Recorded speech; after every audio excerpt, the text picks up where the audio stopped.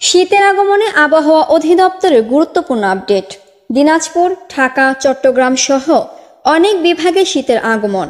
বাংলাদেশের বিভিন্ন শহর ও গ্রাম শীতের কুয়াশায় ঢেকে গেছে। বর্তমানে বাংলাদেশের ঠান্ডা বাতাস এবং কুয়াশা শীতলতা বাড়িয়ে দিয়েছে। উত্তরের জেলাগুলোতে তাপমাত্রা উল্লেখযোগ্যভাবে কমে গেছে, বিশেষত দিনাজপুরে, যেখানে তাপমাত্রা 8.8 ডিগ্রি সেলসিয়াস পর্যন্ত নেমেছে।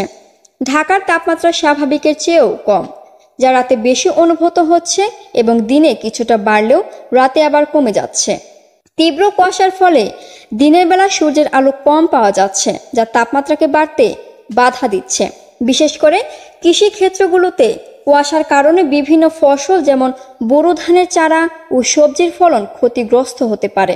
এই কুয়াশা দৃশ্যমানতা কমিয়ে দিয়ে পরিবহনেও সমস্যা সৃষ্টি করছে। শীতের এই তীব্রতার কারণে শিশু এবং বৃদ্ধদের মধ্যে নিউমোনিয়া এবং শ্বাসকষ্টজনিত রোগ বৃদ্ধি পাচ্ছে।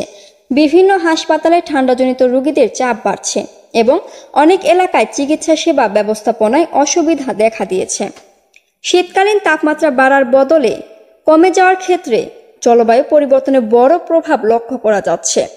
উত্তর মেরু অঞ্চলে উষ্ণতা বৃদ্ধির কারণে পোলার ভর্টেক্স পরিবর্তন ঘটেছে, যা ঠান্ডা বাতাসকে বাংলাদেশ পর্যন্ত পৌঁছে দিচ্ছে এবং শীতকালীন ঠান্ডার স্থায়িত্ব বৃদ্ধি করছে।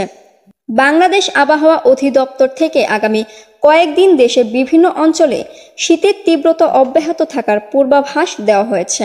শীতের তীব্রতা বিশেষ করে রাজশাহী ও কুষ্টিয়া অঞ্চল সহ আরও কিছু এলাকায় বেশি অনুভূত হতে পারে এবং এই প্রবাহ কিছু দিন ধরে চলতে পারে। শীতের এমন বৈরী অবস্থার কারণে জীবনের দৈনন্দিন কার্যক্রম, বিশেষত নিম্ন আয়ের মানুষের উপার্জন ব্যাহত হচ্ছে এবং বাজারে শীতের পোশাকের চাহিদা বেড়েছে।